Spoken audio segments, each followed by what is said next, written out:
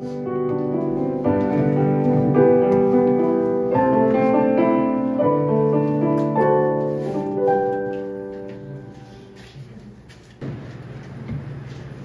하나님의 말씀은 요한계시록 13장 11절부터 13절까지입니다.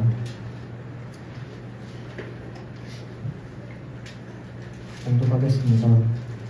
내가 보매 또 다른 짐승이 땅에서 올라오니 어린 양같이 두 뿔이 있고 용처럼 말을 하더라.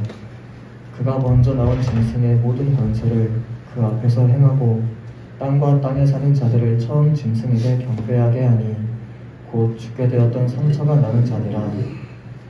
큰 이적을 행하되 심지어 사람들 앞에서 불이 하늘로부터 땅에 내려오게 하고 짐승 앞에서 받은 바 이적을 행함으로 땅에 거하는 자들을 미혹하며 땅에 거하는 자들에게 이르기를 칼에 상을 따가 살아난 짐승을 위하여 우상을 만들라 하더라. 그가 권세를 받아 그 짐승의 우상에게 생기를 주어 그 짐승의 우상으로 말하게 하고 또 짐승의 우상에게 경배하지 아니하는 자는 몇이든지 다 죽이게 하더라. 그가 모든 자 곧 작은 자나 큰 자나 부자나 가난한 자나 자유인이나 종들에게 그 오른손에나 이마에 표를 받게 하고 누구든지 이 표를 가진 자 외에는 매매를 못하게 하니 이 표는 곧 짐승의 이름이라. 짐승의 이름이나 그 이름의 수라. 지혜가 여기 있으니 총명한 자는 그 짐승의 수를 세어보라. 그것은 사람의 수니 그의 수는 666이니라. 아멘. 아멘. 하나의 말씀 666의 의미라는 제목을 가지고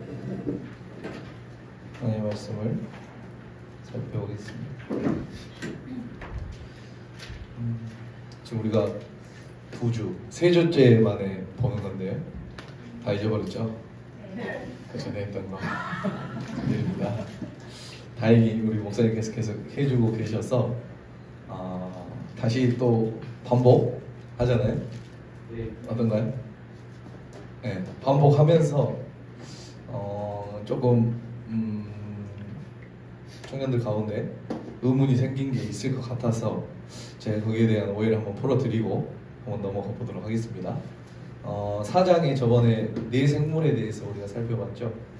네 생물, 우리 4장 한번 다시 가볼까요? 네. 4장 7절 봐볼게요. 그 첫째 생물은 사자 같고 그 둘째 생물은 송아지 같고 그 셋째 생물은 얼굴이 사람 같고 그 넷째 생물은 날아가는 독수리 같다라고 말했습니다. 그렇죠? 그래서 이 네 생물을, 이 네 가지의 생물을 어떻게 바라보냐를 우리가 살펴봤는데, 제가 정리해드리면 우리 예수님으로 볼 수도 있고 이스라엘 백성으로 볼 수도 있고 이 두 개는 아니라고 했어요. 이해가세요? 그러니까 무슨 소리냐면 저라는 목사님이 있죠. 네, 그 얼굴이 어떻게 생겼다고 했어요? 사자, 송아지, 맞나요? 사자 같고 독수리 같고, 그렇죠? 또 뭐죠? 사람 같고 송아지 같다라고 말했잖아요. 그럼 도대체 이 네 생물은 뭐냐라고 했을 때 우리 목사님이 뭐라고 하셨죠? 기억나시나요?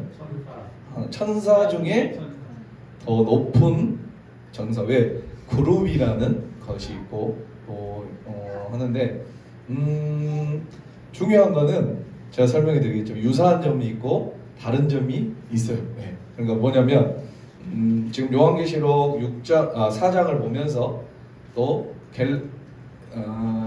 에스겔서 1장을 보고 이렇게 보고 하시는데 왜 그렇게 할 수밖에 없냐면 나와 있지가 않아요. 그러니까 요한계시록에는 7 촛대는 뭐라고 나와 있죠? 교회다라고 명확하게 나와 있고, 또 용은 애 빼고 마귀다라고 명확히 나와 있는데 이 네 생물에 대해서는 나와 있지가 않아요. 그러니까 중요한 거는 뭐냐면, 제가 좀 나중에 정리를 해드릴 때 중요한 거는 이 네 생물이 누구냐, 어떤 존재냐가 중요한 게 아니라 요한계시록 안에서 이 네 생물이 하는 일이 뭐였어요? 찬송하고 경배하고 예수님을 영광 돌리고 경외하고 경배하고 찬양하는 게 주 목적이지, 이 네 생물이 천사냐 어떤 거냐 라는 것은 중요하지 않아요. 그러니까 다시 말해서 저라는 사람이 한 4개의 가면을 쓰고 있어요. 그럼 이 4개의 가면은 뭐냐라고 하는 거예요. 이 4가지 동물 있잖아요. 이 동물은 모든 피조물일 가망성이 많아요. 저는 그렇게 보고요. 왜 그러냐면은 물론 그룹, 스랍, 천사라고 해서 천사라고 해석할 수도 있어요. 이게 잘못됐다는 게 아니에요. 근데 이제 우리가 보면은 계속 읽어봤지만 천사는 요한계시록 뭐라고 나와 있어요? 천사는 그냥 천사라고 이야기를 해요. 이해가세요? 네. 또 다른 천사 그러잖아. 그런데 이 천사만 내 생물이라고 할 이유가 있을까? 이제 이거는 정답이 아닐 수도 있으니까 무슨 말인지 알겠죠? 그래서 이제 저는 모든 피조물인데 잡아보세요. 그래서 대부분의 학자들이 이렇게 설명을 해요. 뭐라고 하냐면 봐볼게요. 유사점 봐볼게요. 유사점이 이렇게 말해요. 뭐 생물이라고 부르는 것이 나타나고 상징의 숫자 4가 사용됐고 그러니까 요한계시록 4장과 에스겔 1장의 그 모습을 보면서 수록 그 다음에 이 천사라고 했을 때 아무튼 생물이 보좌 가까이 연합되어 있고 불이 생물 가운데 움직이고 있고 생물의 눈이 가득하고 생물이 연합한 보좌를 무지개가 둘러싸고 있다. 이거는 유사해요. 똑같지는 않죠. 유사해요. 그러나 차이점도 있어요. 그룹들은 4날개를 가지고 그러니까 에스겔에서 나온 그 생물은 생물은 4개의 날개를 가졌으나 요한계시록에는 6개의 날개를 가졌어요. 근데 달라요. 그러니까 다르기 때문에 같다라고 설명할 수도 있어요. 왜? 그것밖에 나와 있지가 않아. 그렇기 때문에 학자들은 그 생물이 이 생물일 거라고 초점을 하면서 그러면 그게 그룹이고 천사라고 했으니까 그걸 천사라고 해석해도 되고 제 말은 무슨 말인지 알겠죠? 내 생물은 그러나 이러한 차이점이 있다라는 거. 그런데 중요한 건 뭐냐? 이 내 생물이 그게 천사들의 더 높은 천사이냐? 아니면은 뭐 모든 피조물의 무슨 그거냐? 그게 중요한 게 아니라 이 내 생물이 하는 역할이 중요하다라고 했어요. 그렇죠? 우리는 추측할 뿐이요, 단지 추측할 뿐인데 저는 한 가지 견해를 드리면 제 견해예요. 제 견해는 천사라고 했으면 요한계시록에 천사들이 계속 나와요. 어떤 천사가 뭐예요? 우리가 계속 봤지만 우리 여기 봐볼까요? 자 봐볼게요. 몇 절이냐? 또 뭐 5절 2절만 봐도 또 보면 힘 있는 천사가 큰 음성을 외쳐. 그렇죠? 천사는 요한계시록 천사는 속이지 않아요. 천사라고 이야기를. 근데 굳이 내 생물만 천사라고 했을까라는 거. 근데 이제 이런 관점이에요, 관점. 그렇기 때문에 이런 관점이기 때문에 우리 목사님 틀렸는데 우리 목사님 왜 이렇게 설명하지? 이거 안 맞나? 아니다. 이게 중요한 게 아니다. 그러나 중요한 거는 뭐냐면 이런 유사점 차이점 봤죠? 그거 중요한 게 아니에요. 자, 봐볼게요. 이제 정리를 하면은 대부분은 천상의 영적인 존재들이라고 해요. 그게 천사가 됐건 어떤 모습이 되건 그러나 유사점은 있죠. 차이점이 있기 때문에 에스겔서에 나오는 네 생물과 요한계시록 네 생물을 동일할 수 없어요. 왜? 똑같았으면 똑같이 나와야 되는데 다른 점이 있다. 그래서 동일할 수 없다. 그러나 학자들은 찾아야 되니까 동일시한다. 그래서 뭐가 맞는지는 모르겠어. 아무튼 자, 그리고 중요한 거는 본문에서 말해주고 있지 않기 때문에 추측일 뿐이다. 이해가시죠? 자, 그리고 네 생물이 하나님을 송축하고 찬양한다는 것이 중요한 거예요. 여기서 중요한 거예요. 이게 가장 중요한 거예요. 뭐 내 생물이 뭐가 됐지 중요한 게 아니에요. 자, 그리고 내 생물의 신분은 바랄게요. 하나님의 속성을 암시하는 것으로 사자의 모습, 왕권, 송아지의 힘, 사람의 영성, 독수리에 있는 신속한 행동을 말해서 피조물인 대표적인 내 생물은 그냥 창조주신 하나님의 주권. 그러니까 무슨 소리냐면 어떤 천상의 영적인 존재가 있어요. 이게 천사인지 더 높은 천사인지 어떤 아무튼 영적인 존재가 있어요. 그 영적인 존재가 이 네 가지의 탈을 쓰고 있다라고 생각합니다.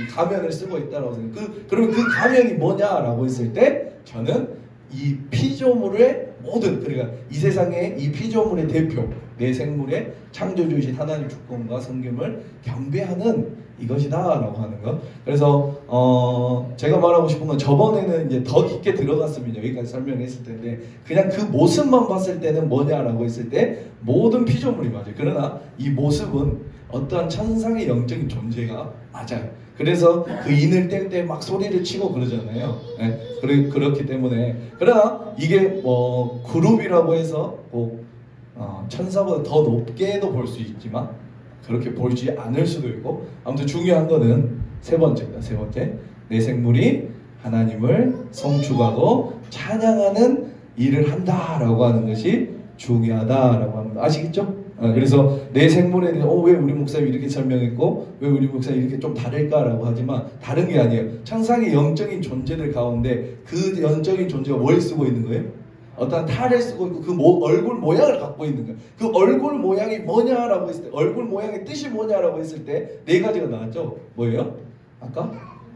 사자, 송아지, 사람, 독수리의 모습으로 하고 있는 이 모습은, 이 얼굴의 모습을 설명하자고 하면은 모든 피조물을 말하는 것이고, 이 몸은 영적인 어떤 존재예요. 그래서 천사로도 해석을, 우리 목사님 천사로 해석했죠. 그러니까 우리가 이제 앞으로 요한계시록을 살펴볼 텐데, 우리 목사님은 어떤 관점으로 가지고, 제가 관점이 다르면 해석이 달라진다 했어요. 우리 목사님은 지금 요한계시록 제가 설명해 드리면 이 3장, 4장까지는 뭘로 보냐면은 과거에 있었던 일로 보고 앞으로 일어날 일로 봐요. 이해가세요? 그게 잘못된 게 아니에요. 어떤 관점으로 바라보느냐. 이해가시죠? 그러나 저의 관점, 지금 여러분들에게 나눠드리는 관점은 저는 복합되어 있다고 말하는 거예요. 그러니까 우리가 일곱째 이는 뭐였어요? 그 도미티안 박해 시대 때 그 박해 시대를 묵시문학적으로 표현했다고 했죠. 그러나 일곱 대접 앞으로 보겠지만 마지막 때 일어나요. 그러니까 저는 그거를 복합적으로 보는 거고, 우리 목사님은 모르겠어요. 아직 그러지만 말씀하시기로는 지금부터는 이제 미래에 있을 일로 바라보세요. 그러나 그게 틀렸다고 할 수 없다라고 하는 거 아시겠죠? 어떤 관점으로 보는, 그러니까 가장 중요한 건 뭐냐? 일관성이 중요하다. 이해가시죠? 자, 그래서 만약에 이걸 미래로 봤다가 갑자기 이제 하면 안 되는 거잖아요. 근데 왔다, 저는 이제 복합적으로 보는 거예요. 첫 번째 이는 일곱 개의 이는 도미티안 박해 시대. 그리고 두 번째 나팔은 뭐였어요? 혹시 기억나요? 나팔을 뭐였어? 하나님을 괴롭히고 핍박하는 자들에 대한 징계로 바라보는 거. 그렇죠? 일곱 개의 표적은 뭐였어요? 도미티안 박해 때일 수도 있지만 그 당시에 표적 하나가 뭐였죠? 첫 번째가 여자, 아이, 용. 그렇죠? 그 다음에 뭐였어요? 바다에서 나온 짐승, 그 다음에 땅에서 나온 짐승, 그 다음에 14만 4천, 그 다음에 새 천사 막 이렇게 넘어가는데, 이것들을 어떠한 관점으로 바라볼 거냐? 관점의 차이다라는 거. 우리가 이제 같이 하고 있기 때문에 제가 이런 설명을 드려야만 여러분들이 우리 목사님이 이런 관점을 가지고 하고 있구나, 우리 목사님이 이런 관점을 가지고 있구나, 여러분들이 알아야지 되는 거예요. 알겠죠? 그래서 이제 설명을 하는 거고, 아무튼 우리는 지금 어디에 와 있냐면, 어디에 와 있어요? 네? 자, 666에 나가 있다고? 자, 일곱 이인 했죠. 일곱 이는 아까 뭐라 했어요? 도미티안 박해 가운데 그 성도들을 그러한 상황을 묵시문학적으로 표현한 것을 일곱 개인. 그 일곱 개인, 그 당시에 있었던 일곱 개의 나팔은 그 괴롭히고 핍박했던 그 자들을 그 사람들에게 주는 하나님의 징계. 일곱 표적은 여자, 용, 바다에서 나온 짐승, 땅에서 나온 짐승. 이거는 그 당시도 있을 수 있고 앞으로의 일어날 일이 있을 수, 그러니까 같이 보는 게 마땅해요. 네, 그러니까 그 당시에도 여자, 아이, 용 뭐라고 했어요? 여자, 아이, 용이 뭐였어? 그 사탄이 어떻게 했어요? 여자를 잡아서 아이를 죽이려고 했지만 그러지 못하고 막 쫓겨나고 그러는, 그거는 과거에 있었던 일이지만 앞으로도 있을 수 있는 일이다라고 하는 거. 그러니까 저는 이제 복합적으로 보는 게 맞다라고 하는 사람이 한 사람의 주장이고, 네, 이해가신가요? 오케이. 자, 그래서 우리가 한번, 그러다가 이게 크게 문제가 되지 않아요. 이런 관점도 있고 저런 관점도 있다라는 거. 그러니까 여러분이 수지 맞은 거죠. 두 가지를 한 번에 다 배우니까. 그렇죠? 뭐 어떤 사람은 하나만 배우고 끝나요. 그러잖아. 우리 반의 성도님들은 어때요? 그냥 그 하나만 보고 배웠을 텐데, 우리 또 이런 관점에서 또 성경을 바라볼 수 있기 때문에, 그러나 크게 뭐 벗어나지는 않을 거예요. 아마 한번 찾아봐 볼게요. 그래서 우리가 저번에 이제 기억나실지 모르겠지만 7개 표적을 살펴볼 텐데, 첫 번째 표적은 여자가 이용, 두 번째 표적은 바다에서 나온 짐승. 우리 바다에서 나온 짐승부터 다시 한번 살펴볼게요. 바다에서 나온 짐승. 자, 우리 1절 읽어볼게요. 13장 1절입니다. 13장 시작. 내가 보니 바다에서 한 짐승이 나오는데 뿔이 열이요 머리가 7이라 그 뿔에는 10왕관이 있고 그 머리들에는 신성을 묻어가는 이름들이 있더라. 자, 봐볼게요. 내가 보니 한 짐승이 어디에서 나오죠? 바다에서 나와요. 그러면 도대체 이것도 무슨 의미냐라는 뭐예요? 내가 보니 바다에서 한 짐승이 나오는데 뿔이 10이래. 머리가 7. 그 뿔에는 왕관이 몇 개? 10왕관이 있고 그 머리들은 신성 모도가는 이름이 있다. 그래 쭉쭉쭉쭉 이렇게 바다에 나온 짐승이 뭐냐고 나와 있는데 푸는 열쇠가 있는데 그게 뭐냐면 4절이에요. 4절 시작. 용이 짐승에게 권세를 주므로 봐볼게요. 4절에 그 관점으로 써요. 용이 짐승에게 권세를 줬어요. 누가 줬다고? 용이. 자, 그렇다면 여기서 말하는 짐승은 사탄이라고 했어요? 사탄이 아니라고 했어요? 사탄이 아니라고 했죠. 그러니까 용은 사탄이에요. 맞죠? 짐승은 바다에서 나온 짐승은요? 사탄이 아니에요. 바다에서 짐승이 나왔는데 용이 짐승에게 권세를 줬어요. 이해가시죠? 용이 사탄이 어떠한 짐승에게 바다에서 나온 짐승에게 권세를 줬어요. 용에게 경배하며 짐승에게 경배해요. 이르되 누가 이 짐승과 같으랴 누가 능히 이와 더불어 싸우리요 이렇게 한다고요. 그러니까 6절 한번 봐보세요. 6절 자 6절 시작. 짐승이 입을 벌려 하나님을 비방하되 그의 이름과 그의 장막 곧 하늘에 사는 자들을 비방하더라. 누굴까요? 그럼 이 짐승은 여러분 답을 안 알려줬죠? 누굴 것 같아? 그러니까 지금 사도 요한은 뭘 본 거예요 지금? 그 당시에? 환상을 보는 거잖아요. 근데 그거를 직접 말할 수 없고 쓸 수 없으니까 뭔가를 빗대어서 쓴 거란 말이에요. 그렇죠? 사탄이 그 짐승에게 권세를 줬는데 그 권세 잡은 권세를 받은 짐승이 하나님을 대적하고 비방할 뿐 아니라 하늘에 사는 자는 누구를 의미하죠? 하늘에 사는 자. 하늘에 사는 자. 우리 한번 찾아볼까요? 에베소서 2장 한번 찾아볼래요? 우리 배웠던 건데. 네. 에베소서 2장 5절부터 볼까요? 에베소서 2장 5절. 자, 에베소서 2장은 311페이지 정도. 자, 제가 한번 읽어볼게요. 허물로 죽은 우리를 그리스도와 함께 살리셨고 너희는 은혜로 구원을 받은 것이라. 또 함께 일으키사 그리스도 예수 안에서 함께 어디에 앉혀요? 하늘에 앉히는 거예요. 그러니까 누가? 우리가 누군데? 그렇죠. 성도예요. 그러니까 우리를 그리스도와 함께 살리셨어요. 그리고 너희는 은혜 구원을 또 함께 일으키사 그리스도 예수 안에서 함께 하늘에 어떻게 했다고요? 앉히셨어요. 누구를요?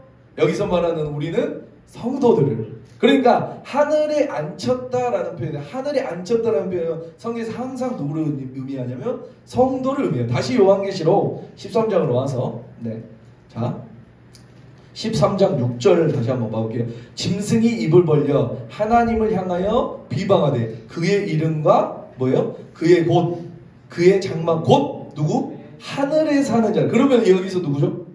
하늘에 가는 우리 성도들을 그 당시 도미티안 박해 때 그 성도들을 비방할 뿐만 아니라 어떻게 해요?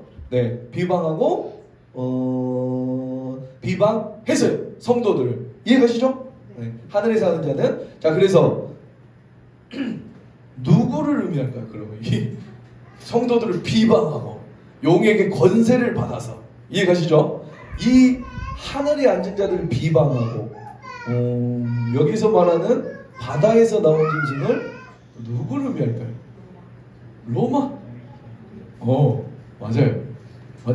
로마를 의미하는 거고 로마 황제, 도미티안을 의미하는 로마 제국. 그러니까 로마 제국이 봐볼게요. 그 당시에 만약에 요한이 이렇게 썼습니다. 로마 제국이 그리스도를 핍박하고 비방하였다 이렇게 했으면 어떻게 돼요? 그냥 끝나죠. 그러니까 어떻게 해요? 이렇게 빗대어서 말을 하는 거라고요. 바다에서 나온 짐승이 있었는데 그 개는 상태가 안 좋아. 용에게 권세를 받았어. 그러면서 막 이렇게 빗대어서 어떤 판타지 소설을 쓰고 있는 거죠. 맞나요? 자, 그러니까 우리가 기억하실 건 뭐냐면 이게 중요한 게 그 권세를 누가 줬어요? 사탄이 줬다고. 사탄. 그러니까 그 뒤에 바다에서 나온 짐승의 뒤에 있는 세력이 누구라는 거예요? 그렇죠. 그러니까 우리가 교회가 반드시 싸워야 할 대상이 있는데, 에베소서에서 같은 걸로 제가 저번에도 말했죠. 우리의 싸움은 혈과 육에 속한 것이 아니요. 아멘. 누구와 싸우는 거예요? 이 사탄 마귀가 싸우는다라고 말을, 그 박해 가운데 있는 성도들에게 말을 해줘. 야, 네가 로마와 바다에 나온 짐승, 이 사람들 딱 알아요. 바로 로마와 그 도미티안과 싸우는 것이 아니고 누가 싸우는 거?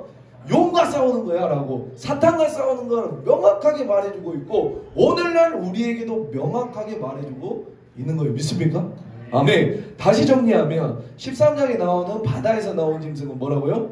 로마 제국이에요. 용은 사탄이에요. 자, 그러면 이제 또 한 가지가 있고, 뭐죠?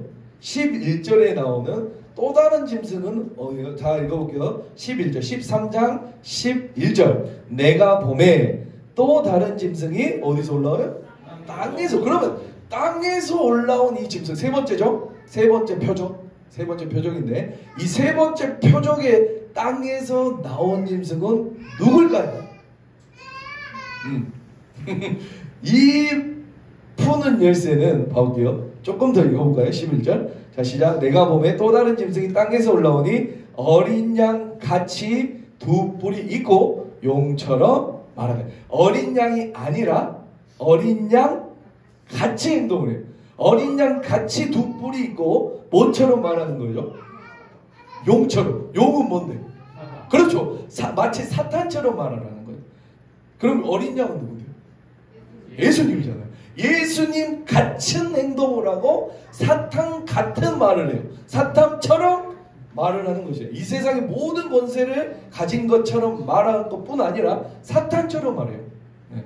앞에서 말하는 사탄, 우리가 사탄은 헬라어로 디아블로스라고 했고, 참수하는 자, 거짓말하는 에뱀, 비방하는 자, 남의 중상모래 가여 속이는 자라고 했어요. 이해가시죠? 자, 사탄은 거짓말하자, 에뱀 그런 거잖아요. 그런 존재처럼 말하고 어린 양 같이 생겼어요. 예수님처럼 생겼어요. 그럼 여기서 말하는 이건 누구를 빗대어 말하는 것일까? 로마일까요? 로마? 아닌 것 같아. 예지장 뭐 같아? 오! 맞아. 거짓 선지자를 말하는 거야. 그러니까 우리가, 와, 똑똑해? 자, 그러니까 우리가 적 그리스도 하잖아요. 근데 적 그리스도라는 단어는 조금 표현을 많이 쓰는데, 그 표현은 반은 맞고 반은 틀렸어요. 그래서 조금 조심해서 써야 되기 때문에 네. 그래서 그러니까 그리스도처럼 말하는 사람, 자기가 하나님인 것처럼 행동해. 우리 이 말 봐보세요. 지가 하나님? 네, 그렇죠? 이단들의 특징, 신인 것처럼 거짓말. 그러니까 거짓 선지자를 말하는 거예요. 왜냐면 이게 이후에 뒤에 보면은 거짓 선지자와 이 짐승들이 막 이렇게 하는 게 나와요. 그러니까 이거는 거짓 선지자로 칭하는 게 맞지 않을까라고, 적 그리스도라고도 이야기하는 사람도 있는데, 거짓 선지자가 조금 더 좋은 표현이지 않을까. 이단들이나 적 그리스도. 그러니까 우리가 나중에 살펴볼 텐데, 아무튼 땅에서 나온 짐승은 누구라고? 아니, 땅. 거짓 선지자. 그렇죠. 거짓 선지자. 이단이나 그리스도처럼 행동하는 사람. 그렇죠? 그리고 사탄의 말을 막 하는 사람. 거짓말하고. 그런 이단들의 특징이잖아요. 없죠, 여기는? 14만 4천 원? 14만 4천은 이만이 없죠? 자, 이만이 죽어라. 열받으면 신천지야, 이만이 죽어라. 아무튼 이게 바로 바다에서 나온 짐승, 땅에서 나온 짐승의 특징이에요. 이해가시죠? 네. 자, 봐볼게요. 자, 바다에서 나온 짐승을 한 번 더 보면 7절 우리 봐볼까요? 7절 13절 7절 또 권세를 받아 성도들과 싸워 이기게 되고 각 족속과 백성과 방언과 나라를 다스리는 권세를 받아요. 그러니까 뭐예요? 성도들과 싸워요. 근데 어떻게 돼요? 이기게 된대요. 그러니까 이기게 된다고 하지만 우리는 이제 미래를 다 아니까 어떻게 돼요? 이기게 되는 것처럼 보이지만 나중에는 누가 이겨요? 성도 그리스도인이 이겨요. 그렇죠? 이게 특징이라는 거죠. 그래서 현재 지금 도미티안 상황 가운데 현재 교회의 상황이라는 거예요. 그러니까 지금 교회가 로마 제국에게 이 땅에 바다에서 나온 짐승에게 어떻게 하는 거? 지는 것처럼 보이죠. 로마 제국에게 도미티안에게 교회는 지는 것처럼 보이지만 최후에는 누가 이긴다는 거예요? 성도들이 이긴다라는 거. 아멘. 지금 이 시대도 마찬가지. 앞으로의 시대도 마찬가지. 내가 박해당하고 지금 코로나로 인해서 우리가 박해당하고 그랬죠. 앞으로는 더 큰 박해가 일어날 텐데 그때 보면 꼭 우리가 지는 것 같아요. 그렇죠? 막 쫓겨 막 교회 막 문 닫으라고 막. 그러나 이후에 보면 최후에 예수 그리스도가 와서 그 심판의 날에 오면 이제 우리 일곱 대접 배울 텐데 그 대접의 날이 오면 어떻게 된다? 이긴다는 거예요. 아멘. 우리 나팔에서 우리가 조금 알려줘. 나팔에서는 똑같아요. 그 재앙들이 똑같은데 나팔에서 기억나실까요? 몇 분의 1이었어요? 3분의 1만 하나님께서 저 재앙이 아니라 뭐랬죠?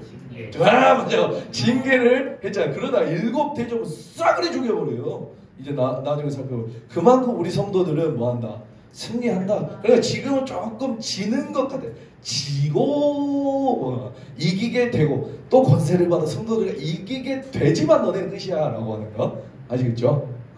자 우리가 이거를 한번 살펴보고 자 8절 한번 봐볼까? 8절 시작. 죽임을 당한 어린 양의 생명책에 창세의 이름에 기록되지 못하고 이 땅에 사는 자들은 다 그 짐승에게 경외. 그러니까 여러분 이 내용 이해가시죠? 이 땅에 사는, 그러니까 아까 하늘에 사는 사람들이 누구였다? 성도들, 그 24장로. 그렇죠? 온 구약과 신약의 하나님을 믿는 이스라엘 14만 4천 인을 받은 그 사람들이 하늘에 사는 사람들이고 그 외 땅에 사는 사람들. 그렇죠? 땅에 사는 사람들 어떻게 돼요? 자, 죽임을 당한 어린 양의 생명책에 창세기로 이름을 기록되지 못하고 이 땅에 사는 자들은 그 짐승에게 다 경배하더라 라고 하는 거예요. 그 로마 제국 도미티안에게 다 경배한다라고 하니까 니네가 어디서 살래? 라고 하는 거예요. 아멘. 어디서 살 거예요? 하늘에서. 아멘. 다 그렇게 되지 좀 믿습니다. 자, 이제 여기까지 우리가 이제 살펴봤는데 하나씩 우리가 그거를 이해하면서 살펴보면 어렵진 않아요. 어렵지 않아요. 우리가 다 지금 살펴봤기 때문에. 그래서 한번 다 풀 수 있고 이제 한번 읽어보고 다 읽어봤지만 이제 오늘 우리가 들어가야 할 본문 16절부터 666의 의미를 이제 살펴볼 거예요. 666 뭐야? 666 뭐라고 했어? 바코드? 베리치? 베리치? 맞아요? 진짜로 몇십 년 전, 한 20년 전만 해도 정말 이런 사상이 많아요. 우리 아버지도 그렇게 설명했었던 것 같아요. 신학 사상이 그러니까 약한 거예요. 점점 발전되어 오면서 성경으로나 이런 학적으로 발전되면서 그건 아니다 라고 할 정도로 많이 발전이 됐어요. 그러나 그렇게 보진 않아요. 그러나 일부 목사님들 가운데 아직도 그걸 버리지 않고 야 베리칩이야 바코드야 그거 어떻게 알았지? 아무튼 조금 더 설명할 때 맞나 아니나 한번 여러분들이 판단해보세요. 도대체 바코드일까 베리칩일까 뭘 받으면 안 되는 뭐 매매를 못한다고 하는 받지 말라고 하는 그거 받으면 안 된다고 하는 도대체 이게 뭘까라는 거. 그거 받으면 너 죽을 수도 있어 이렇게 무섭게 하는데 그래서 우리가 요한계시록 보기 힘들었잖아요. 맞나요? 맞잖아요. 너무 무서워. 이거 받으면 안 된대. 막 이마에 받으면 안 되고 이거 받으면 안 되고 그러면 우리는 모든 정보가 새 나가고 막 그런 같은 소리 하고 있어요. 자, 아니 우선 그런 거 다 내려놓고 알겠죠? 다 내려놓고 우리가 한번 객관적으로 한번 판단해 보자라고 하는 거예요. 그래서 오늘 설명을 듣고 나는 아직도 베리치 같대요. 그럼 나가. 다음부터 오지 마. 자, 볼게요. 한번 설명하는데 자 우리 16절부터 다시 한번 읽어볼게요. 그가 모든 자 곧 작은 자나 큰 자나 부자나 가난한 자나 자유인이나 종들에게 그 오른손이나 이마에 표를 받게 한대요. 누가? 짐승. 누구 짐승? 거짓 선지자나 또 땅에서 나온 짐승 맞죠? 그가 자 그리고 누구든지 17절 누구든지 이 표를 가진 자 외에는 매매를 못하게 하니까 무서워요. 맞죠? 우리 돈 못 쓰면 어떻게 현금으로 써? 자, 이 표는 곧 짐승의 이름이나 그 이름의 수라. 지혜가 있으니 총명한 자는 그 짐승의 수를 세어보라. 그것은 사람의 수니 그의 수는 666이니라. 자, 이게 유명한 666. 바로 이 땅에서 나온 짐승이에요. 그러니까 우리가 말하는 666은 어디에서 나온 짐승을 말한다? 땅에서 나온 짐승을 의미한 도대체 땅에서 나온 짐승은 누구냐고 했을 때 아까 했죠. 자, 그런데 이 666은 그럼 뭘 의미할까요? 라는 거. 이 표를 받지 말라고 하는데 이해 가신가요? 자, 오늘 이거를 한번 풀어볼 텐데 여러분 절대로 성경을 넘어서 해석해야 돼요? 안 돼요? 안 되죠? 그럼 제가 미리 말씀드리지만 어떤 사람이 말을 제가 계속 저번에 설명했죠. 어떤 사람이 말을 할 때 상징을 사용한다면 이 상징들이 정말 중요하고 중요하지 않으면 아까 내 천사, 내 생물처럼 말 안 할 수도 있어요. 왜? 내 생물에서 중요한 건 뭐예요? 하나님을 찬양하고 경배하는 게 중요하기 때문에 내 생물은 뭐다라고 이야기할 필요가 없는 거예요. 그러나 그들은 알겠죠. 그러나 우리는 몰라. 그러나 우리가 중요하다 중요하지 않다 그거는 중요하지. 그러나 어떤 사람이 상징을 사용할 때 이 사람들 혹시나 헷갈리지 않을까라고 했을 때는 도대체 반드시 7 촛대는 7 교인이라 우리가 나중에 살펴볼 때는 음녀는 누구니라 이렇게 꼭 본문에 기록을 해놓는다고요. 아시겠죠? 그러면 도대체 본문에서 뭐라고 말하는지를 우리가 잘 찾아보면 이 666을 해답을 알 수가 있다라고 하는 거 아시겠어요? 요한계시록 13장은 666이 뭘 의미하는지 4가지를 걸쳐서 이야기를 하고 있어요. 여러분이 잘 정리해보고 밑줄을 한번 그어보세요. 자, 제가 17절 읽어드릴 테니까 666의 특징으로 여러분들이 살펴보는 거예요. 찾아보는 거예요. 누구든지 이 표를 가진 자에게는 매매를 못하게 하리니 이 표는 곧 뭐예요? 짐승의 뭐라고요?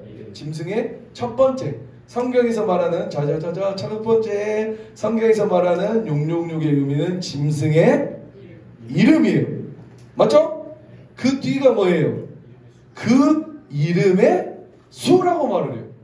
자, 성경에서 말하는 거는 베리츠 바코든지는 모르겠어요 아직. 그러나 명확하게 성경에서 말하고 있어요. 짐승의 이름과 그 이름의 수다라고 말을 해요. 이해가신가요? 여기까지. 자, 그 다음에 또 읽어볼게요. 지혜가 여기 있으니 총명한 자는 그 짐승의 수래요. 뭐라고요? 세 번째가 뭐예요 그럼? 짐승. 그냥 봐봐.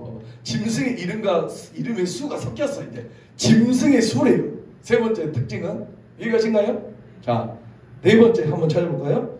자, 보라, 그것은 사람의 수라는 거예요. 자, 그것은 사람의 수래요. 그러니까 봐볼게요. 여기서 말하는 첫 번째, 성경에서 말하는 666의 의미는 4가지인데 첫 번째, 짐승의 이름이에요. 두 번째, 이름의 수예요. 세 번째, 짐승의 수래요. 네 번째, 사람의 수라는 것이에요. 이해가 가신가요? 자, 이거를 근거로 성경의 본문을 더 666이 뭔가를 살펴보면 666이라는 것은 어떤 짐승의 이름이에요. 맞나요? 맞아요? 이름. 근데 그 이름에는 숫자가 있는 것 같아요. 맞나요?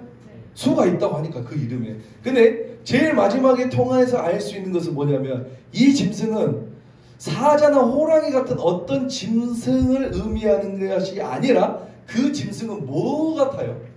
사람 같아요. 그렇죠? 왜? 사람의 수니까. 그 짐승은 사람을 의미한다는 걸 알 수 있어요. 그러니까 짐승 같은 어떤 존재는 바로 사람이라는 거예요. 이해가세요? 바코드가 아니라 사람이라잖아. 성경에서 그 사람의 이름의 수가 뭐라고? 666, 666이다 라고 말하고 있다라는 거예요. 여러분 본문에서 명확하게 말하고 있잖아요.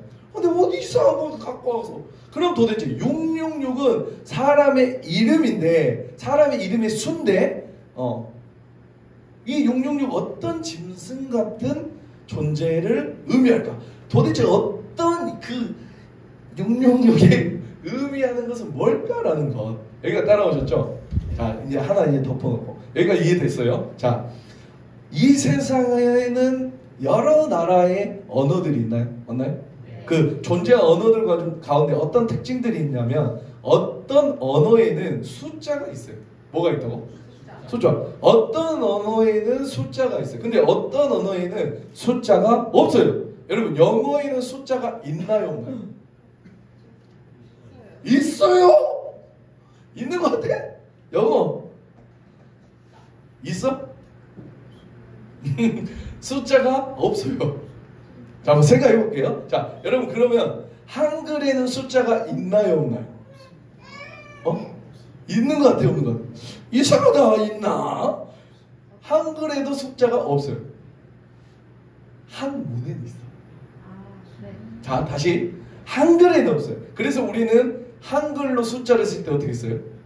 1, 2, 아라비아 숫자로 쓴다고요. 아라비아에는 이 자체가 언어이면서 언어죠? 그러면서 숫자가 있어요. 그러나 우리 영어에도 없어요. 그럼 영어는 뭐라고 써요? 1, 2, 3. 이거는 숫자가 아니지.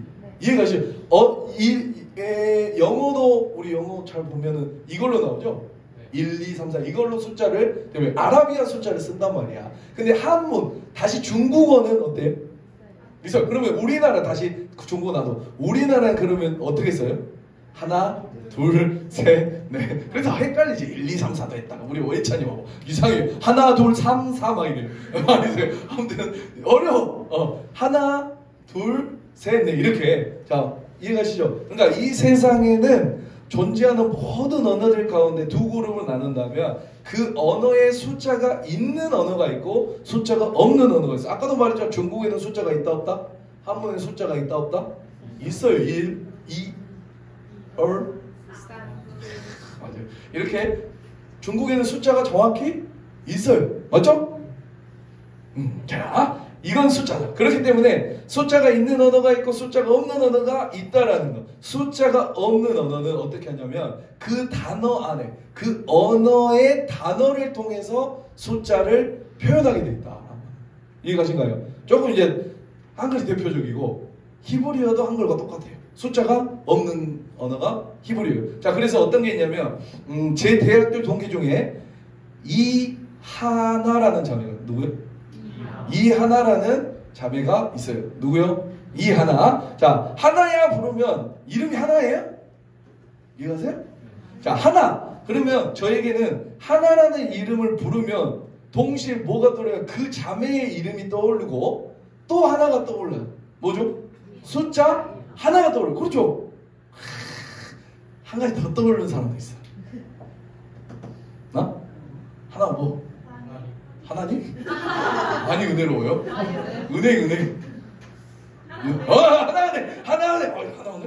그런가? 아무튼 하나라는 이 단어를 하면은 숫자 하나가 떠오르면서 그 여자의 자매님의 이름이 딱 떠오르죠. 맞나? 나만 그렇지? 자, 이런 게 바로 뭐냐면 게마트리아라는 거예요. 뭐라고요? 게마트리아. 이제 이런 건데 잘 안 보이겠지만 게마트리아라는 것인데 혹시 이제 성경 더 자세히 알고 싶으면 네이버 검색해서 한번 찾아보시고 이 게마트리아라는 것이 있어요. 아시겠죠? 다시 설명하면 언어인 언어 자체에 숫자가 있는 언어가 있고 숫자가 없는 언어가 있다. 숫자가 없는 언어를 대표적으로 한글, 우리가 알고 있는 한글, 그리고 히브리어. 그렇기 때문에 히브리어는 숫자가 없기 때문에 숫자를 표현할 때 어떻게 하냐면 어떤 자음으로 표현하게 돼요. 히브리어로 알렙이라는 게 우리로 말하면 A인데 그것을 그냥 1이에요. 이해가시나요? A인 동시에 1이라고. 하나인 동시에 그 여자의 이름이 될 수, 그러니까 단어인 동시에 숫자가 되는 것처럼. 이해가죠? 네. 오케이, 역시. 자, 이걸로 표현해요. 제가 예를 들어 히브리어로 자 이런 게 있어요. 히브리어는 이렇게 있습니다. 이렇게가 아니에요? 어떻게? 뒤에서부터 읽는다. 자, 뒤에서부터. 자, 이것은 사람의 이름이에요.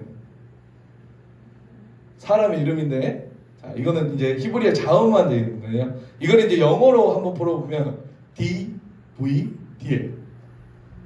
DVD를 숫자로 만약에 쓴다라고 했을 때 어떻게 되냐면 464예요. 이해가신가요? 그러면 이 사람의 이름이 딱 떠오르는 동시에 464 더하면 몇이에요?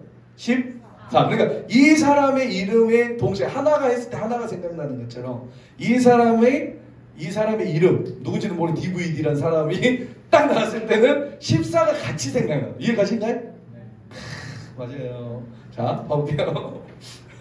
자, 이 사람 아까 한 가지 예를 들면 저희 아시는 목사님 아들 중에 이열이라는 사람 열아 했을 때 어때요? 열아 하면은 하면은 뭐가 생각나요? 오, 열라면. 와, 똑똑해. 벌써 거기까지 간다고? 그 뜨거운 열도 생각날 수 있고 아니면 숫자 열도 생각날 수 있고 또 그 목사님 아들인 열이 생각나는 이렇게 탁 떠오르죠. 나만 떠오르지? 탁 떠오른 것처럼 숫자 열이라는 사람이 이렇게 동시에 떠오르는 그런 효과. 이게 똑같은 히브리에서 이게 누구냐면 아시죠? 다윗이에요. 다윗. 데이비드라고도 하죠. 다윗이라고 하는데 아무튼 거기까지 하려면 어려우니까 다윗. 이해가신가요? 그러니까 다윗이라는 단어를 히브리에서 사람은 딱 생각이 나면 뭐가 같이 떠오르는 거예요? 14가 다 같이 떠오르는 거야. 14가 다윗이고 다윗이 14야. 이해가셔요? 마태복음으로 가보겠습니다. 예를 하나 들어볼게요. 마태복음 1장 17절. 마태복음 1장 17절. 자, 마태복음 1장 10절 제가 읽어드릴게요. 한번 눈여겨보세요. 이걸 생각하면서 한번 볼게요. 자, 그런즉 모든 대수가 아브라함부터 다윗까지 14대요. 다윗부터 바벨론에 사로잡혀갈 때까지 14대요. 바벨론으로 사로잡혀간 후부터 그리스도까지 14대더라. 한글을 읽는 우리들은 이렇게 들리겠죠? 자, 이렇게 들려요? 그런데 이게 만약 히브리 사람이 이 문장을 읽는다면 어떻게 들리는지 봐볼까요? 그런즉 모든 대수가 아브라함부터 다윗까지 다윗이요. 다윗부터 바벨론으로 사로잡혀갈 때까지 다윗이요. 바벨론으로 사로잡혀간 후부터 그리스도까지 다윗이더라. 이렇게 읽혀져요. 그러므로 이 본문은 예수 그리스도께서 누구의 후손이라는 걸 말하고 싶은 거예요? 다윗의 후손이라는 것을 강조하고 싶은 것이에요. 다윗. 이해가신가요? 14대가 아니에요. 시어보면. 이해가시죠? 그러나 우리가 읽을 때 그냥 14대 14라고 하니까 그것을 14대인 것도 하지만 아니요. 14대면 더 많아. 그런데 이 히브리어를 읽는 사람은 뭐라고요? 다윗을 했을 때 14가 생각나니까 이걸 읽는 본문은 다윗이 예수 그리스도의 후손인 것을 강조하고 싶은 것이 이 마태복음 1장 17절의 말씀입니다. 신기하죠? 성경은 그만큼 신기한 거예요. 그냥 우리는 아무 생각 없이 14대 값다 14대 값다 그렇지만 그게 아니다라고 하는 거예요. 아시겠죠? 그러나 우리는 이제 잘 모르고 14대 값다 하고 하지만 그러면 이렇게 풀면 성경이 풀리는 거예요. 그런데 14대라고 14라고 생각하지 이거 성경 오류가 있는데 그냥 뺄 사람 빼고 이렇게 했는갑다 라고 우리는 생각하지만 그게 아니다라고 하는 거예요. 아시겠죠? 네. 오케이. 자, 어렵나? 자, 그래서 히브리어에는 다시 말해서 숫자가 없기 때문에 단어로 숫자로 표현하게 되어 있다. 그래서 다윗이란 이름에 동시에 사람의 이름인 동시에 14를 의미한다. 이해되죠? 자, 그 다음에 그런데 히브리어 가운데 어떤 사람의 이름이 666일 어떤 사람의 이름이 그걸 제가 적어드릴게요. 자, 이렇게 써야 되는데 그냥 이렇게 일자로 읽는다고 생각하고 자, 그러니까 짐승의 숫자 자, 짐승 같은 사람은 어떤 사람이니 666이다 라고 요한계시록 걸쳐서 말하는데 그건 이거예요. 영어를 쓴다면 N, R, W, N, Q, Q, S 이렇게 쓰요. 제가 숫자를 표현한다면 자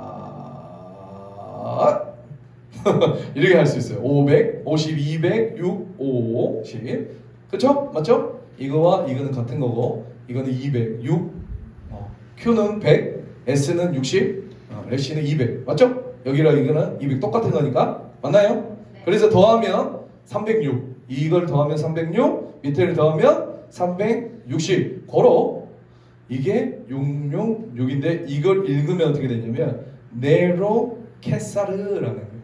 그러니까 네로시죠. 네로 케사르라고 해서 네로를 666이라고 말하는 거예요. 네로의 이름을 이해가신가요? 그러니까 잘 봐볼게요. 여러분 잘 들으세요. 666은 그래서 바코드를 의미하지 않아요. 이해가신가요? 바코드 받는다고 구원이 취소되지 않아요. 아멘입니다. 바코드 구원은 어떤 거냐면 구원은 오직 하나 예수님을 그리스도로 믿느냐 믿지 않느냐 믿습니까? 성경에 명확히 말하죠. 바코드를 받느냐 받지 않느냐와는 아무 상관이 없어요. 믿습니까? 여러분 혹 헷갈리지 마시기 바랍니다. 그러나 그게 얼마나 위험한 말인지를 아셔야 돼요. 666이 바코드다. 바코드 받으면 너 구원 못 받아.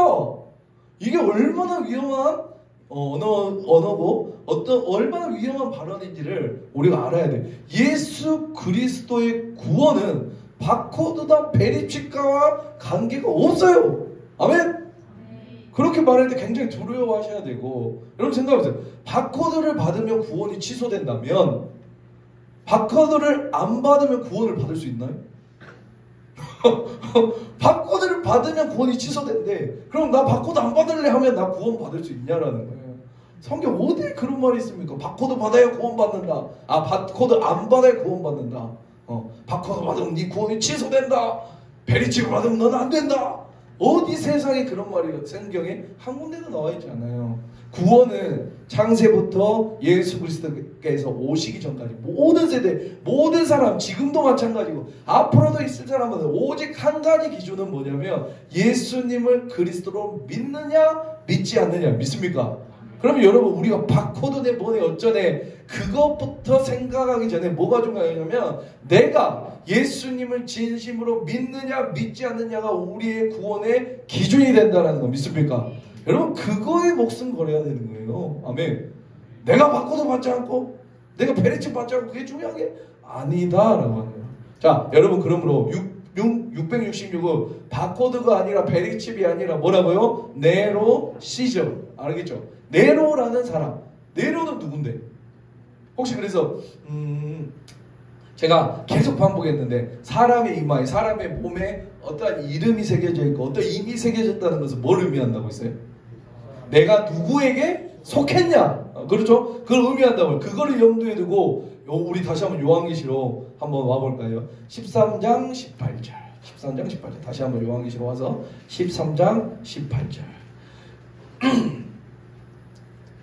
자 다음 주 읽어볼게요. 지혜가 여기 있으니 총명한 자는 그 짐승의 수를 세어보라. 그것은 사람의 수니 그의 수는 666이라고 말해요. 자, 조금 설명이 되면 666이라는 단어는 요한계시록에 성경에 딱 한 번 요한계시록에 딱 한 번 나와요. 그런데 성경 이외에 다른 초대교회 자료들을 보시면 이런 표현들을 봐요. 666이 언제 올지 몰라. 666을 조심해 라는 그런 표현들이 많이 발견돼요. 어떻게 알아?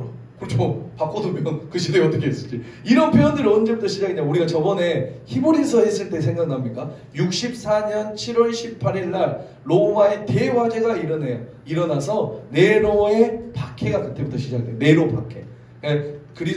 기독교 역사 가운데 큰 박해가 몇 가지 있는데 그 중에 우리 성경 안에서 있는 것은 네로 박해와 그 다음에 그 이후에 있는 오늘 이 더미티안 박해가 가장 심한데 네로가 그 박해가 시작되자 로마 군인들이 이제 도미티안 박해처럼 그리스도인을 막 잡아가기 시작해요. 그래서 이때부터 그리스도인들은 은어를 사용하기 시작해요. 뭐라고요? 은어. 먹으러 가자. 그럼 알 수 있어 몰라. 그죠? 아처럼. 뭐예요? 뜨거운 아이스크림. 이메일 가봐요. 뜨? 그렇지. 재밌지. 다들 알고 있었어요. 뜨가 아니라 뜨는 내 소리가 하는 거고. 뜨아. 이럴 때 은어가 사용된 것이 이 네로 박해 때부터. 그러니까 그중 하나가 우리가 잘 알고 있는 뭐냐면은 잡아볼게요.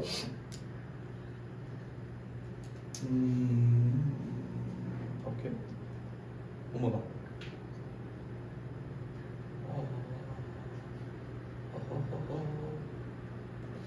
없어졌네. 자, 익투스 알아요? 익투스? 네. 익투스. 뭐죠? 이 물고기 그림. 그래서 거기 안에 5개의 단어가 그거 찾아놨었는데. 그렇죠. 예수스, 크리스토스, 데우스, 화이오스, 소테르. 주는 그리스도시고 하나님의 아들이시며 구주이시다라는 그 베드로의 고백을 앞에 한 자씩 끄지고 와서 이 5개의 글자를 해서 익투스라는 말을 물고기가 됐어. 헬라어로. 그래서 이때부터 네로 박해 때부터 그리스도인들을 상징하는 표시 가운데 하나는 익투스, 물고기가 되었어요. 물고기를 따라가야 돼 라고 말을 하는 것은 뭘 따라가라고 말을 하는 거예요? 이 베드로의 고백, 주는 그리스도시고 하나님의 아들이시며 구주이시다라는 이 베드로의 고백을 따라가는 것을 은어로 말을 하는 것을, 그렇죠? 주는 그리스도라고 말하면 누구에게 잡혀가? 그 당시 네로한테 잡혀가잖아요. 그러니까 그렇게 말을 못하고 야, 너 물고기 따라가, 이렇게 익투스를 따라가야 돼 라고 말하는 것은 이 은어예요. 은어. 이해가시죠? 그러니까 이때부터 은어가 많이 사용되는데, 그때 사용된 은어가 익투스고 그중 또 하나가 666이에요. 이해가세요? 성경 이외에 다른 글에 이런 표현들이 많아요. 666을 받으면 안 돼, 666을 따라가면 안 돼, 666에 절하면 안 돼. 666이 뭔데? 네로에게 절하면 안 돼. 666, 네로가 언제 올 줄 몰라. 그것은 다 네로를 의미하는 거죠. 이해가시겠죠? 그러니까 두려워하지 마세요. 13장 18절에 있는 666이 나오고, 이제 14장 1절에 뭐가 나와요? 14만 4천이 나옵니다. 자, 봐볼게요. 그 666은 그 당시 이 도미티안 박해 당시 666이 하면 네로는 진짜 죽었죠. 그럼 뭘 의미할까요? 도미티안을 의미하는 거죠. 666 조심해. 야, 666이야. 그 수는 666이야 라고 했을 때 누구를 의미한다고? 그 당시에는 도미티안을 의미하는 거였죠. 이해가시죠? 자, 그래서 이 14장 1절에 14만 4천이 나와요. 그러니까 봐볼게요. 성경이 처음 기록됐을 때는 장과 절이 따로 기록되지 않고 그냥 쭉 기록되어 있어요. 우리 오늘 뭐 말했지만 뭐 이런 두루마리에 이렇게 해요. 그래서 이런 거예요. 여러분, 오늘 같이 성경 한번 읽겠습니다. 그러면 자, 두루마리 가져오셨죠? 두루마리 딱 들으세요. 자, 오른쪽으로 세 바퀴 돌리세요. 세 바퀴 돌리시고 멈추세요. 그리고 잠깐 왼쪽으로 잠깐 좀 더 돌려보고, 자, 읽겠습니다. 읽었어요. 자, 그 다음에 오른쪽으로 5바퀴 또 돌리세요. 돌려 빨리. 자, 거기 자 5바퀴 좀 넘어갔어. 반 바퀴만 다시 돌려볼게요. 자, 보세요. 이러니까 어때요? 힘들어요, 안 돼요? 성경 한번 읽으면 미쳐요. 자꾸 돌리라고 해서 너무 불편하니까 후대인 1000년 정도 뒤에 이 성경 학자들이 장과 절을 넣었어요. 편리하게. 그러므로 우리가 생각할 거는 성경은 하나님의 영감으로 기록된 것은 맞아요.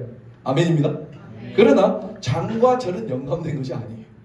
이해가시죠? 그래서 약간 다를 수 있어요. 우리는 후대에는 장과 절을 우리 편의상 넣는 거예요. 자, 그래서 그렇기 때문에 요한계시록 처음 기록되었을 때는 이것은 13장 18절이야. 이것은 14장 1절이야. 이제부터 장이 넘어갈 그런 게 아니고 13장 18절과 666과 바로 연결되는 게 어디다? 14만 4천 우리가 잘 알고 14장 1절의 말씀이에요. 이게 대조를 이룬다고. 그래서 여기서 말하고자 하는 게 뭐냐면, 요한계시록에서 이제 말하고자 하는 것은 뭐냐면, 잘 들으세요. 너의 삶에 어떤 인이 새겨져 있냐라는 것이에요. 너의 삶에 땅에 사는 짐승, 너의 삶에 짐승의 표가 새겨져 있다면 짐승에 속한 것이다. 믿습니까? 너의 삶에 어린 양 예수와 그리스도와 하나님의 인이 새겨져 있으면 너의 삶은 누구에게 속한 것이다? 하나님에 속한 것이다 라고 대조를 이루는 본문이 바로 666이에요. 바코드를 설명하는 것이 아니라. 아멘. 그래서 니네가 도대체 누구에게 속할 거냐라고 하는 거예요. 666과 하나님의 어린 양의 그 이름을 둘 중에 어떤 걸 머리에다 박고 살 거냐라는 것이. 어디냐? 뭘 박을까요? 666이 간단하게 666 박아버려요. 그런데 이 본문을 자꾸 요한계시록으로 설명하는 누구나 이런 사람들이 사람을 두렵게 만든 것이에요. 사탄이 그걸 이용하는 것이에요. 그래서 못 읽게. 그러나 그렇지 않아요. 조금만 보면은 우리 쉽게 설명할 수 있어요. 여러분, 예수 그리스도를 믿음으로 구원을 받습니다. 아멘. 이건 초등학생도 하는 거예요. 바코드를 받아서 구원이 취소되고, 바코드를 받지 않아서 구원을 받고, 그 어디 똥땅지 같은 소리가 있어. 아멘. 구원은 오직 하나, 예수를 믿느냐 믿지 않느냐. 아멘. 바코드와는 아무 상관없다. 아멘. 예수님께 속한 것이다. 이것을 염두에 두고 우리 14장 1절 봐볼게요. 또 내가 보니 보라, 어린 양이 시온산에 섰고 그와 함께 14만 4천이 서 있는데 그들의 이마에는 뭐예요? 어린 양의 이름과 그 아버지의 이름을 쓴 것이 이더라. 아멘. 자, 13장 18절에는 이마에 누가 서요? 666 짐승의 표가 새겨져 있지 않았습니까? 맞죠? 자, 그러나 그건 짐승에 속하였다는 것이에요. 황제에게 속해 있다는 거예요. 그 거짓 선지자에게 놀아나고 있다는 것이에요. 아멘. 자, 그런데 그 황제에게 절을 하면 이 황제가 내 왕입니다 라고 말하는 사람이라는 뜻이에요. 666의 이마에 속해. 그러나 그와 반대되는 사람, 그의 어린 양의 이마에 어린 양 예수 그리스도의 이름이 있고 아버지의 이름이 새겨진 사람들, 우리 같은 사람들, 아멘. 그리스도인 예수를, 그리스도를 믿고 따르는 사람들, 이 사람들은 14만 4천 하나님의 구원받은 백성이 된다라고 말하는 것이 요한계시록이에요. 그렇다면 요한계시록에서 계속해서 실명을 거론하지 않고 왜 자꾸 빗대어서 말하고 상징으로 말하는가? 간단하죠. 지금 무슨 상황? 박해 상황이기 때문에. 그렇죠. 박해 상황이기 때문에 실명을 거론할 수가 없어요. 아멘. 말씀 마무리할게요. 우리 14만 4천의 특징이 이제 2절부터 나와요. 네. 자, 14만 4천의 특징 오늘 우리가 봤는데 한번 우리 다 같이 읽어볼게요. 내가 하늘에서 나는 소리를 들으니 많은 물소리와도 같고 큰 우레 소리와도 같은데 내가 들은 소리는 검은 것 하프 타는 자들이 그 검은 하프를 타는 것 같더라. 그들이 보좌 앞과 네 생물, 아까 네 생물 말했죠. 장로들 앞에서 새 노래를 부르는 누가? 14만 4천. 이해가시죠? 그 14만 4천이 네 생물과 장로들 앞에서 새 노래를 부르니 땅의 성장함을 받으시 14만 4천 밖에는 이 능히 이 노래를 배울 자가 없더라. 믿습니까? 자, 이 사람들은 여자와 더불어, 이제 여자는 앞으로 우리가 17장에서 살펴볼 텐데, 그 여자와 더불어 더럽히지 아니하고 순결한 자예요. 어린 양이 어디로 인도하는지 따라가느냐. 저는 이 말씀이 너무 좋아요. 우리 예수 그리스도께서 어디로 가자라고 하면 양들은 따라가잖아요. 그런 모습을 보이는 사람. 아멘. 여러분이 그런 사람이 되길 바랍니다. 어디로 가든지 인도를 따라가는 자. 아멘. 네. 자, 그 다음에 또 뭐죠? 그렇죠. 사람 가운데서 성량함을 받아 처음 익은 열매로 하나님과 어린 양에 속한 자에게 14만 4천 인을 받은 사람. 자, 그리고 뭐죠? 그 입에는 거짓말이 없고 흠이 없는 자들이었더라. 아멘. 이것이 바로 구원받은 하나님의 백성이라고 말하는 것이죠. 아멘. 우리 사랑하는 창대교회 청년들이 오늘 말한 13절, 16절에 18절에 말한 그 666 땅에 나온 짐승의 수를 받지 아니하고 우리 14장 1절에 14만 4천에 들어가 예수 그리스도 하나님의 이름이 새겨지는 그 인을 받는 여러분이 되길 바랍니다. 그리하여서 하나님을 찬양하고 하나님을 높여드리고 하나님께 영광 돌리는 우리의 모습들이 되길 바랍니다. 우리가 지금까지 뭐 했냐면 4개 사이클 가운데 세 번째의 표적, 7개의 표적을 우리가 살펴봤어요. 첫 번째 여자 이용, 바다에서 나온 짐승, 땅에서 나온 짐승, 오늘 666 살펴봤고요. 네 번째 표적이 어린 양 14만 4천, 네 번째 표적이에요. 다음 주에 이어서 할 텐데 우리가 오늘 이 666의 의미를 살펴봤습니다. 내가 누구의 인을 받을 것인가? 그 땅에서 나온 짐승의 그 짐승의 수를 받을 것인가? 우리 하나님의 인을 받을 것인가? 여러분들 666은 바코드가 아니에요. 베리칩이 아니에요. 아시겠죠? 베리칩을 받는다고 구원을 받고 안 받고가 중요한 것이 아니라, 그게 기준이 아니라 뭐가 기준이었어요? 예수 그리스도를 믿느냐 믿지 않느냐. 여러분 오늘 가운데 여러분이 다시 한번 돌이키길 바랍니다. 내가 진정으로 예수 그리스도를 믿느냐 믿지 않느냐. 아멘. 그것이 중요한 것입니다. 초등학교도 초등학생도 알아야 될 그 간단한 진리 여러분들 깨달으시길 바랍니다. 혹시나 내가 그러지 않는다고 하면 오늘 이 자리에서 회개하길 바랍니다.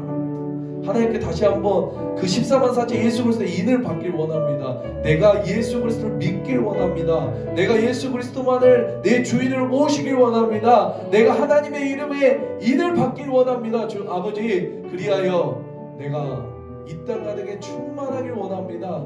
우리 찬양하며 나아가겠습니다.